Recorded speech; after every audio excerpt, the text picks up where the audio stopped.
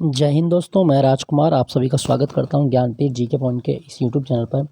दोस्तों, SSC target batch 2023 में जो भी जीके की मॉक टेस्ट सीरीज शुरू की थी, तो उसी में जीके का एक और मॉक टेस्ट मैं लेके आया हूं। 25 प्रश्नों का अभ्यास करते हैं। आइए बिना देरी किए पहला प्रश्न आपकी स्क्रीन पर।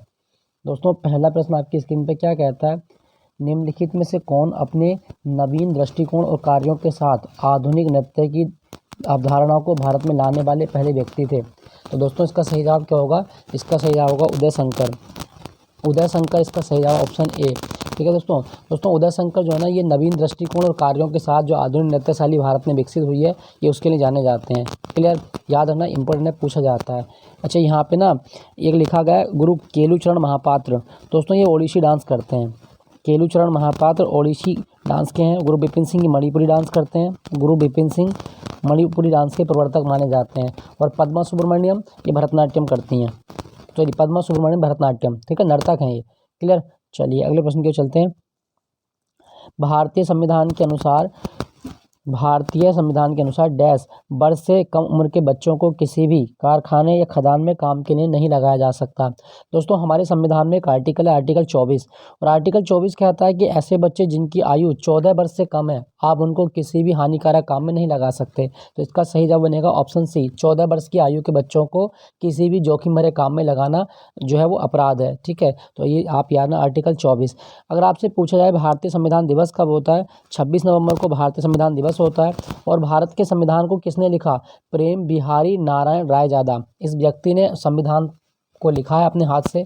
ठीक है, लेकिन संविधान की जो ड्राफ्टिंग कमेटी थी, जो प्रारूप समिति थी, उसके अध्यक्ष कौन थे? वो थे डॉक्टर बी आर अम्बेडकर। याद रखना इसके बारे में। और भारत का संविधान दुनिया का सबसे बड़ा लिखित संविधान माना जाता है। क्लियर? नेक्स्ट वन की ओर चलते हैं। साहित्य श्रोमणी पुरस्कार 2022 से किसे सम्मानित किया गया? दोस्तों, साहित्य श्रोमणी पुरस्कार जो मिला था, ये अपर्णा सतीशन को मिला था। ऑप्शन ए इसका सही जवाब है, अपर्णा सतीशन। क्लियर दोस्तों? याद रखना, इंपॉर्टेंट पूछा जाता है। अच्छा, अपर्णा सतीशन कौन सा डांस करती हैं? कुचिपुड़ी। अपर्णा सतीशन कुचिपुड़ी डांस करती हैं। और एक चीज़ ध्यान रखना, कुचिपुड़ी नृत्य की उत्पत्ति आंध्र प्रदेश से मानी जाती है। सिद्धेंद्र नाथ योगी के द्वारा कुचिपुड़ी को विकसित किया गया है। तो ये आप याद रखिएगा, कुचिपुड़ी आंध्र प्रदेश। अपर्णा सतीशन भी कुचिपुड़ी डांस करती हैं। और किसी भी अगर कलाकार के नाम में आपको एक शब्द मिलेगा, रेड्डी शब्द, तो रेड्डी शब्द वाले जितने भी कलाकार होते हैं वो सारे कुचिपुड़ी करते हैं। जैसे अनीता रेड्डी, पद्मजा रेड्डी, दीपिका रेड्डी, भावना रेड्डी, और राधा रेड्डी, राजा रेड्डी, यामिनी रेड्डी, रेड्डी वाले जितने भी कलाकार होंगे सारे आपके कुचिपुड़ी डांस करते हैं। कुचिपुड़ी आंध्र प्रदेश का डांस है। तो साहित्य श्रोमणी पुरस्कार अपर्णा सतीशन को मिला था, ऑप्शन ए। नेक्स्ट है, मनुष्य में निम्नलिखित में से किस वर्ग के अंतर्गत नहीं आता? दोस्तों, मनुष्य किस वर्ग के अंतर्गत नहीं आता, ये आपको बताना है। तो एक तो ध्यान रखना, वर्टिब्रेटा, कॉर्डेटा और होमिनिडी वर्ग के अंतर्गत आता है। स्थलीय प्राणी है, लेकिन पोरीफेरा में मनुष्य नहीं आता है। ठीक है, मनुष्य वर्टिब्रेटा में आता है, मतलब इसमें रीढ़ की हड्डी होती है। होमिनिडी में आता है, कोई घर में रहता है, लेकिन पोरीफेरा में नहीं आता है। ठीक है, पोरीफेरा में जो जिन ऐसे जीव आते हैं जिनके बॉडी में रंध्र पाए जाते हैं, छिद्र पाए जाते हैं। ठीक है दोस्तों, क्या आपको पता है कि मनुष्य का वैज्ञानिक नाम क्या है? Homo sapiens. मनुष्य का वैज्ञानिक नाम क्या है? Homo sapiens. और होमो सैपियंस का मतलब क्या होता है? बुद्धिमान व्यक्ति, बुद्धिमान प्राणी। याद रखिएगा। नेक्स्ट आपका, भोपाल की बेगमों ने 20वीं शताब्दी की शुरुआत में लड़कियों के लिए प्राथमिक विद्यालय की स्थापना कहाँ की थी? दोस्तों, भोपाल की जो बेगम थी, इन्होंने लड़कियों के लिए स्कूल बनवाया था। जैसे कुर्दिश बेगम थी, महारानी सिकंदर बेगम थी, महारानी शाहजहाँ बेगम थी, महारानी सुल्तान जहाँ बेगम थी। ठीक है, तो भारत में लड़कियों के उद्धार के लिए जो स्कूल बनवाया इन्होंने 1905 में, वो अलीगढ़ में बनवाया था। ऑप्शन ए इसका सही जवाब है, अलीगढ़। ठीक है, अलीगढ़ में बनवाया गया था। क्लियर दोस्तों? यहाँ पे ना एक शहर का नाम लिखा गया है पुणे। कभी क्वेश्चन आया आपके एग्जाम में कि दक्कन की रानी किसे कहा जाता है?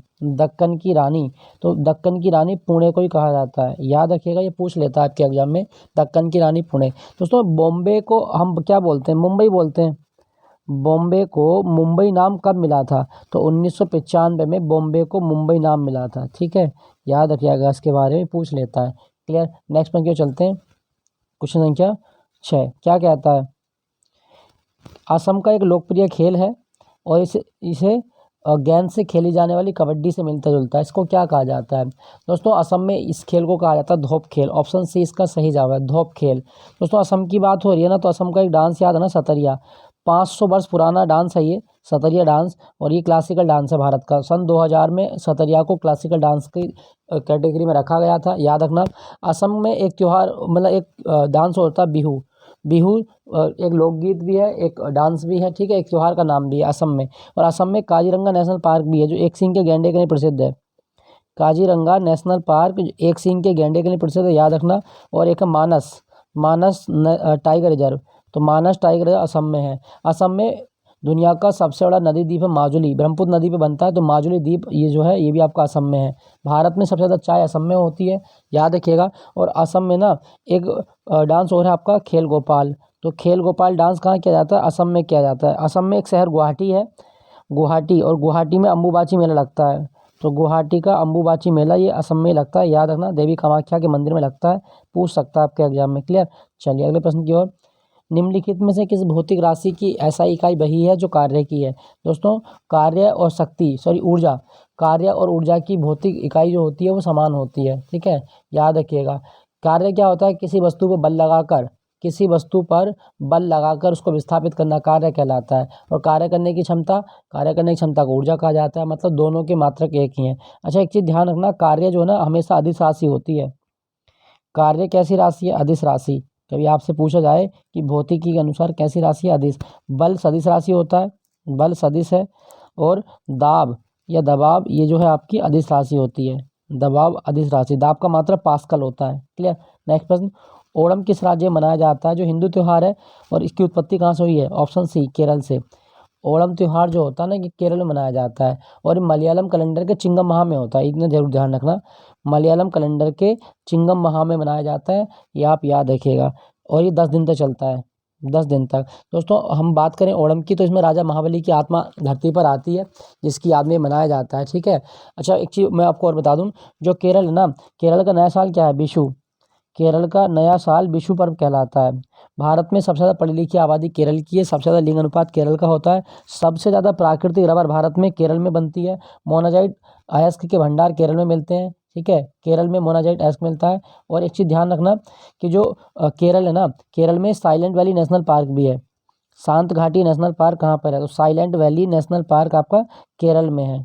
क्लियर। और एक चीज़ मैं आपको और बता दूं, जो केरल है ना, यहाँ पे पेरियार टाइगर रिजर्व भी है। पेरियार टाइगर रिजर्व केरल में, पेरियार टाइगर रिजर्व केरल, इसकी राजभाषा मलयालम है, ठीक है। और आपको एक क्वेश्चन और पूछेगा, तो भगवान मतलब भारत में मसालों का बगीचा किसे कहा जाता है? मसालों का बगीचा केरल को कहा जाता है। मसालों का बगीचा केरल को कहा गया है, याद रखिएगा। अच्छा केरल की ना एक मार्शल आर्ट भी है कलारीपयट्टू। अभी क्वेश्चन बहुत आता है एग्जाम में कि कलारीपयट्टू कहाँ की मार्शल आर्ट है? केरल की मार्शल आर्ट है कलारीपयट्टू। और केरल में एक नौका दौड़ भी होती है, बल्लम कल्ली। बल्लम कल्ली नौका दौड़ कहाँ होती है? तो केरल में बल्लम कल्ली नौका दौड़ भी होती है। क्लियर, याद रखिएगा। दोस्तों यहाँ पे लिखा गया मिजोरम। मिजोरम पता कब बना था? 20 फरवरी 1987 को मिजोरम बना था। 20 फरवरी 1987 को मिजोरम बना, 23वां राज्य है। और इसकी राजधानी क्या? आइजोल। मिजोरम की राजधानी आइजोल है, याद रखिएगा। अच्छा यहाँ पे ना मिजोरम का एक डांस बड़ा पूछा जाता है आपके एग्जाम में, चेराम। चेराम कहाँ का डांस है? मिजोरम का डांस है चेराम। क्लियर, याद रखना। नेक्स्ट आपका झारखंड। झारखंड की स्थापना कब हुई थी? 15 नवंबर सन 2000 को। 15 नवंबर सन 2000 को झारखंड बना। और झारखंड में ना आपको याद रखना इसकी राजधानी रांची है। और झारखंड में पलामू टाइगर रिजर्व है, पलामू टाइगर रिजर्व झारखंड में है। और बेतला नेशनल पार्क झारखंड में है, Betla national park Jharkhand. Clear, याद रखिएगा। अच्छा मणिपुर की स्थापना और बता देता हूँ आपको, 21 जनवरी 1972। 21 जनवरी 1972 को मणिपुर की स्थापना हुई थी, याद रखिएगा। तो ये आपसे पूछा गया था, ओणम केरल का त्यौहार है, ऑप्शन सी। नेक्स्ट पॉइंट क्यों चलते हैं। क्वेश्चन या 9 क्या कहता है? प्रतिकर्ष और अपकर्ष कारक जनसंख्या के किस घटक से जुड़े हुए हैं? तो प्रतिकर्ष और अपकर्ष कारक जो जुड़े हुए हैं ना, ये आपको ध्यान रखना है। जनसंख्या वृद्धि के 4 घटक हैं, जन्म दर होता है, मृत्यु दर होता है, अप्रवास और उत्प्रवास। तो इसका सही जवाब क्या होगा? प्रवास होता है, ऑप्शन डी, याद रखेंगे। अच्छा दोस्तों यहाँ पे लिखा है जनसंख्या। अगर आपसे पूछा जाए जनसंख्या का अध्ययन क्या कहलाता है? डेमोग्राफी। डेमोग्राफी जनसंख्या का अध्ययन कहलाता है, याद रखिएगा, पूछ सकता है आपके एग्जाम में, डेमोग्राफी जनसंख्या अध्ययन। और विश्व जनसंख्या दिवस 11 जुलाई को मनाया जाता है हर साल, याद रखेंगे। क्लियर। चलिए अगले प्रश्न को चलते हैं। निम्नलिखित में कौन सा हवाई अड्डा अमृतसर में स्थित है? दोस्तों अमृतसर में हवाई अड्डा एक सिख गुरु के नाम पर है, और इस हवाई अड्डे का नाम क्या है? गुरु रामदास अंतर्राष्ट्रीय हवाई अड्डा। गुरु रामदास अंतर्राष्ट्रीय हवाई अड्डा, यानी कि ऑप्शन डी इसका सही जवाब है। ठीक है। इंदिरा गांधी हवाई अड्डा ये नई दिल्ली में है आपका, Nai Delhi. Doctor B R Ambedkar अंतर्राष्ट्रीय हवाई अड्डा कहाँ पर है, तो ये नागपुर में है। डॉक्टर बी आर अम्बेडकर अंतर्राष्ट्रीय हवाई अड्डा नागपुर महाराष्ट्र में आता है। बाकी आप जानते हैं तिरुवनंतपुरम वाला तो ये तो केरल में ही है आपका, क्लियर। चलिए अगले प्रश्न की ओर चलते हैं।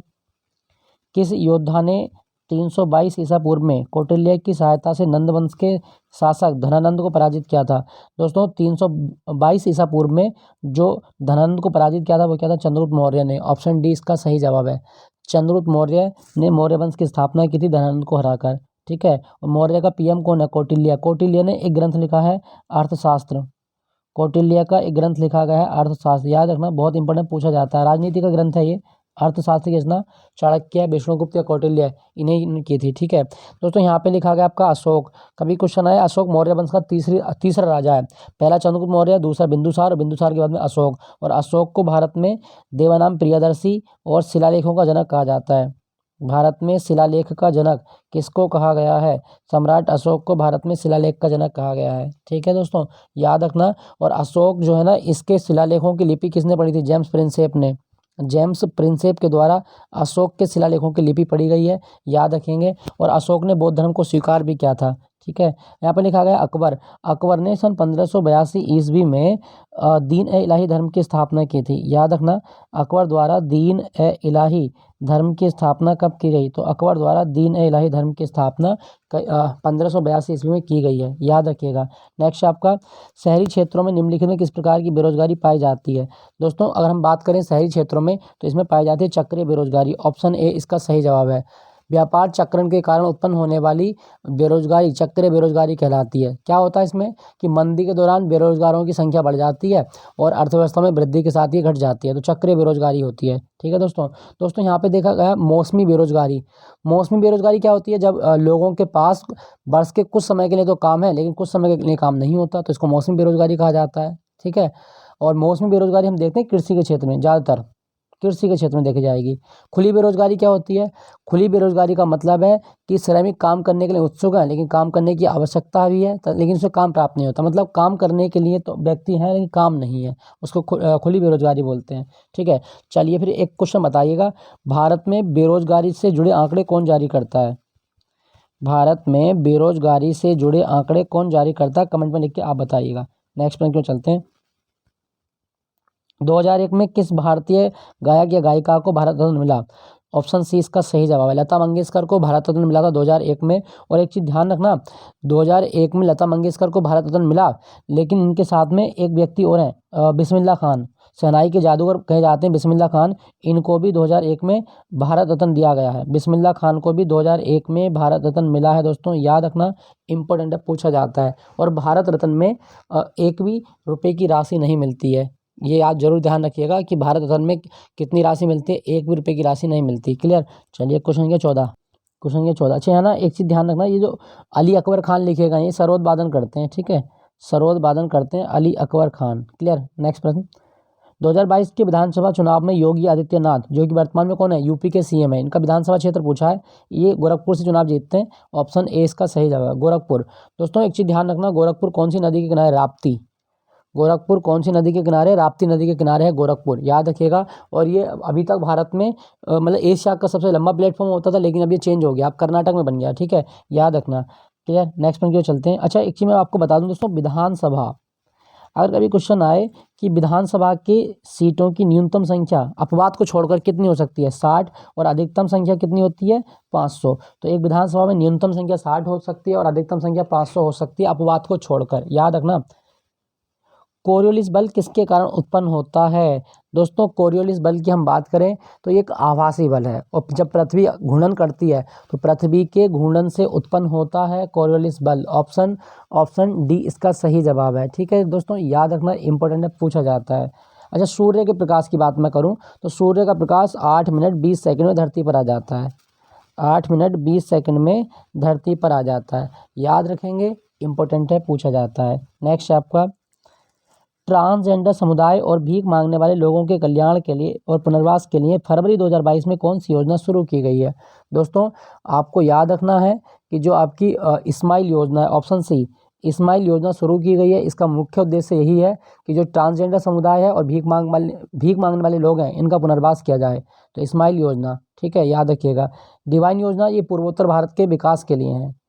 सेवन सिस्टर जिसको कहा जाता है, सेवन सिस्टर में सिक्किम नहीं आता है, ठीक है, याद रखिएगा। नेक्स्ट आपका शैम की वार्षिक आय 9 लाख रुपए है, उस पर कितने रुपए की टैक्स व्यवस्था लागू होती है। दोस्तों ये जो क्वेश्चन थोड़ा पुराना है, तो इसे ऑप्शन के अनुसार अगर हम देखें, अगर शैम की आय 9 लाख रुपए है तो 7.5 से 10 लाख तक जो पिछले बार की टैक्स स्लैब थी तो वो 15% लगती थी। लेकिन चलो आपके लिए क्वेश्चन बताना है कि 2023-24 का जो बजट आया है, इसमें 9 लाख रुपए की राशि पे कितना मतलब टैक्स पे करना पड़ेगा, कमेंट में लिख के बताइएगा। नेक्स्ट में क्यों चलते हैं। नेक्स्ट प्रश्न है आपका 18वीं शताब्दी में अंग्रेजों ने मैसूर के शासकों के साथ कितने युद्ध लड़े थे। दोस्तों आंग्ल मैसूर युद्ध की हम बात करें तो 4 आंग्ल मैसूर युद्ध लड़े गए हैं। ऑप्शन सी इसका सही जवाब है। देखो पहला आंग्ल मैसूर युद्ध सन 1767 में हुआ था 1769 तक, टीपू सुल्तान के साथ हैदर अली के साथ अंग्रेजों का। द्वितीय आंग्ल मैसूर युद्ध सन 1780 से 1784 तक हुआ था। तृतीय आंग्ल मैसूर युद्ध सन 1790 से 1792 में हुआ था। और चतुर्थ आंग्ल मैसूर युद्ध सन 1799 में लड़ा गया। और चौथे आंग्ल मैसूर युद्ध में टीपू सुल्तान मारा जाता है, ठीक है, याद रखिएगा। नेक्स्ट है आपका प्राकृतिक स्रोत और अम्ल का सही सुमेल नहीं है, ठीक है। इमली में, अच्छा इमली तो लिखा, इमली में ऑक्जेलिक अम्ल होता है। इमली में ऑक्जेलिक अम्ल होता है, गलत है, यही गलत है, क्योंकि ऑक्जेलिक अम्ल इमली में नहीं होता, इमली में होता है टार्ट्रिक अम्ल। इमली में होता है टार्ट्रिक अम्ल। संतरे में सिट्रिक अम्ल होता है, सही है। सिरके में एसिटिक अम्ल होता है, सही है। लैक्टिक अम्ल दही में होता है, सही है। लेकिन इमली में टार्ट्रिक अम्ल होता है, याद रखिएगा, इंपॉर्टेंट है। क्लियर दोस्तों, यहाँ ना ऑक्जेलिक अम्ल जो लिखा गया है, पालक में आपको कौन सा अम्ल मिलेगा, पालक में ऑक्जेलिक अम्ल होता है और टमाटर में, तो पालक और टमाटर में ऑक्जेलिक अम्ल मिलता है, याद रखिएगा, इंपॉर्टेंट है। क्लियर। नेक्स्ट पर क्यों चलते हैं। रामभर स्तूप कहाँ पर है जहाँ भगवान बुद्ध का अंतिम संस्कार किया गया। तो दोस्तों रामभर स्तूप जो है ना, ये यूपी में मिलेगा, कुशीनगर में, तो ये उत्तर प्रदेश में है। रामभर स्तूप ऑप्शन डी उत्तर प्रदेश में है। दोस्तों भगवान बुद्ध जो है ना, इनको लाइट ऑफ एशिया भी कहा जाता है। भगवान बुद्ध का दूसरा नाम क्या है, लाइट ऑफ एशिया, याद रखिएगा। और इनके बचपन का नाम क्या था, सिद्धार्थ है। इनके बचपन का नाम सिद्धार्थ है। 29 साल की आयु में इन्होंने अपने घर को त्याग दिया था और 6 साल की कठिन तपस्या के बाद में 35 वर्ष की आयु में इनको ज्ञान की प्राप्ति हुई। क्या आपको पता है कि महात्मा बुद्ध के गुरु का नाम क्या था, अलार कलाम। महात्मा बुद्ध के गुरु का नाम है अलार कलाम। और महात्मा बुद्ध ने अपना पहला उपदेश कहाँ दिया था, वो दिया था आपका सारनाथ में। सारनाथ को ऋषि पत्नम भी कहा जाता है। क्लियर दोस्तों, याद रखिएगा। अच्छा भविष्य का बुद्ध कौन होंगे, मैत्रेय। भविष्य के बुद्ध मैत्रेय होंगे, याद रखना। जब दुनिया का अंत होगा तो भगवान बुद्ध का अवतार होगा मैत्रेय के नाम से, जिसको जाना जाएगा। दोस्तों मैं आपको एक चीज़ और बता दूं, देखो एक चीज़ ध्यान रखना, जो भगवान बुद्ध है ना, भगवान बुद्ध के पिता कौन थे, शुद्धोधन। और भगवान बुद्ध से एक क्वेश्चन और बड़ा इंपॉर्टेंट पूछता है, एक तो मैत्रेय वाला क्वेश्चन आता है, एक जातक कथा बहुत पूछेगा आपके एग्जाम में। क्वेश्चन कभी आए कि महात्मा बुद्ध के पुराने जन्मों की कहानी कहाँ लिखी गई है, जातक कथाओं में लिखी गई है। और अजंता की जो गुफाएं आपको देखने को मिलेंगी ना, अजंता की गुफाओं में जातक कथाओं को दर्शाया गया है, ठीक है, याद रखिएगा। तो भगवान बुद्ध की मृत्यु कहाँ हुई थी, उत्तर प्रदेश के कुशीनारा में हुई थी, ठीक है, बिलीव। चलिए अगले प्रश्न की ओर चलते हैं। अच्छा एक चीज़ ध्यान रखना, अगर कभी क्वेश्चन आए कि भगवान बुद्ध को जो ज्ञान मिला था वो किस राज्य में मिला था, बिहार में। नेक्स्ट प्रश्न, प्रसिद्ध उपन्यास द व्हाइट टाइगर के लेखक कौन है। दोस्तों द व्हाइट टाइगर के लेखक है अरविंद अडिग। व्हाइट टाइगर के लिए इनको बुकर अवार्ड भी मिल चुका है, ध्यान रखना। बुकर अवार्ड प्राप्त करने वाले लेखक हैं अरविंद अडिग द व्हाइट टाइगर के लिए। क्या आपको पता है टाइगर दिवस कब होता है, 29 जुलाई को टाइगर दिवस मनाया जाता है, 29 जुलाई। और भारत में प्रोजेक्ट टाइगर की शुरुआत 1973 में हुई थी। भारत में प्रोजेक्ट टाइगर की शुरुआत 1973 में हुई है, आप याद रखना, इंपॉर्टेंट है, पूछी जाती है। दोस्तों यहाँ पे ना एक लेखक का नाम है झुम्पा लाहिड़ी। इनकी किताब मुझे सबसे बेस्ट लगी, द नेमसेक, बहुत आती है दोस्तों एग्जाम में, और ये इसको आपको पढ़ना चाहिए, द नेमसेक, बहुत मतलब इंस्पायर कहानी है इसमें लिखी हुई, तो द नेमसेक। क्लियर, याद रखिएगा। चलिए अगले प्रश्न क्या, अच्छा विक्रम सेठ की a suitable boy, Vikram Seth की a suitable boy, a suitable boy, ठीक है, याद रखिएगा। नेक्स्ट आपका अदिति अशोक कौन सा खेल खेलती है। दोस्तों अदिति अशोक खेलती है गोल्फ, गोल्फ। और अंतर्राष्ट्रीय गोल्फ संघ का मुख्यालय कहाँ पर है, लॉजैन में। कभी क्वेश्चन आए अंतर्राष्ट्रीय गोल्फ संघ का मुख्यालय कहाँ पर, लॉजैन में। गोल्फ का मैदान क्या कहलाता है, कोर्स कहलाता है। अदिति अशोक बहुत आते हैं इसका क्वेश्चन, ये गोल्फ के लिए है। नेक्स्ट आपका 2021 में जम्मू कश्मीर से भारतीय वायुसेना की प्रथम महिला फाइटर पायलट कौन बनी है? तो जम्मू कश्मीर की पहली लड़की कौन है? वो बनी थी आपकी Mitali sorry Muawiya सुडानी। Option B इसका सही जवाब है। दोस्तों मैं बात करूं जम्मू कश्मीर भारत का यूटी कब बना है? 31 अक्टूबर सन 2019 को, मतलब 31 अक्टूबर जब हम राष्ट्रीय एकता दिवस मनाते हैं 2019 में जम्मू कश्मीर को केंद्र प्रदेश का दर्जा दिया गया है। ठीक है, एक चीज़ मैं आपको बता दूं, जम्मू कश्मीर नया साल क्या होता है? जम्मू कश्मीर का नया साल होता है नवरे। जम्मू कश्मीर का नया साल नवरे होता है। और जम्मू कश्मीर का एक डांस याद रखिएगा, दमाली। दमाली डांस कहाँ होता है? जम्मू कश्मीर। एक डांस हो गया ना रऊफ। रऊफ डांस कहाँ होता है? जम्मू कश्मीर में। हिकत कहाँ होता है? जम्मू कश्मीर में। दुमहल डांस कहाँ होता है? जम्मू कश्मीर में दुमहल डांस किया जाता है। एक चीज़ मैं आपको और बता दूं, तो रऊफ हो गया, हिकत हो गया। एक और पूछेगा बच्चा नगमा, तो बच्चा नगमा डांस भी जम्मू कश्मीर में होता है। और जम्मू कश्मीर भारत का एक ऐसा क्षेत्र है जहाँ पे 99% भारत की केसर होती है। तो केसर के उत्पादन में मोनोपोली है जम्मू कश्मीर की। अच्छा, जम्मू कश्मीर में आपके 3 नेशनल पार्क भी हैं। एक दाचीगाम नेशनल पार्क बहुत आता है आपके एग्जाम में, तो दाचीगाम नेशनल पार्क जम्मू कश्मीर। एक किश्तवाड़ नेशनल पार्क पूछेगा, किश्तवाड़ नेशनल पार्क ये भी जम्मू कश्मीर में है। और एक चीज़ ध्यान रखें, सलीम अली नेशनल पार्क, तो सलीम अली जिनको भारत का बर्डमैन कहा जाता है, इनके नाम पे नेशनल पार्क है जम्मू कश्मीर में। ठीक है दोस्तों, जम्मू कश्मीर में तीनों नेशनल पार्क आपको याद रखिएगा। और जम्मू कश्मीर से एक क्रांति भारत में शुरू की गई है, बैगनी क्रांति। तो बैगनी क्रांति का संबंध किससे है? दोस्तों बैगनी क्रांति का संबंध है आपका लैवेंडर की खेती को बढ़ावा देने से, मोगरा जिसको कहा जाता है। तो लैवेंडर की खेती से संबंधित है बैगनी क्रांति, याद रखेंगे, इंपॉर्टेंट है, पूछा जाता है। ठीक है, चलिए अगले प्रश्न की ओर। नेक्स्ट आपका, दिन का तापमान सामान्यतः क्या होता है? दोस्तों दिन का न्यूनतम तापमान सामान्यतः कब होगा? तो आपको याद रखना है, दिन का न्यूनतम तापमान प्रातःकाल में होता है। ऑप्शन सी इसका सही जवाब है, प्रातःकाल। क्लियर दोस्तों, याद रखना, सुबह में तापमान जो होता है वो नीचे होता है, दोपहर में तापमान ऊपर होता है और शाम को फिर नीचे आ जाता है। याद रखेंगे, इंपॉर्टेंट है, पूछा जाता है। और सबसे ज़्यादा तापांतर कहाँ देखने को मिलेगा? दोस्तों सबसे ज़्यादा तापांतर दिन और रात के में मरुस्थल वाले क्षेत्रों में देखने को मिलता है, मरु क्षेत्र जो होते हैं वहाँ पे। क्लियर। नेक्स्ट है आपका,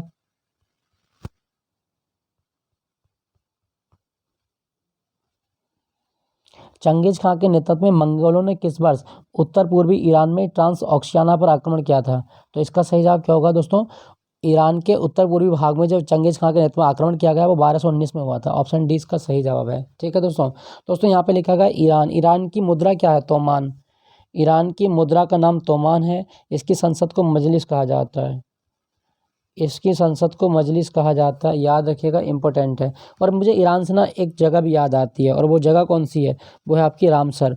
तो रामसर कन्वेंशन हुआ था ना, ईरान में ही तो हुआ था रामसर कन्वेंशन, रामसर समझौता।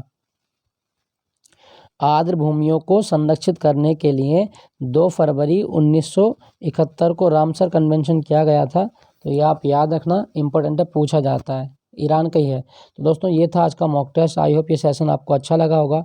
अच्छा लगे तो एक लाइक ज़रूर कीजिएगा। बाकी मिलता हूँ आपको अगले मॉक टेस्ट के साथ। Thank you for watching Gyanpeeth ji के पॉइंट।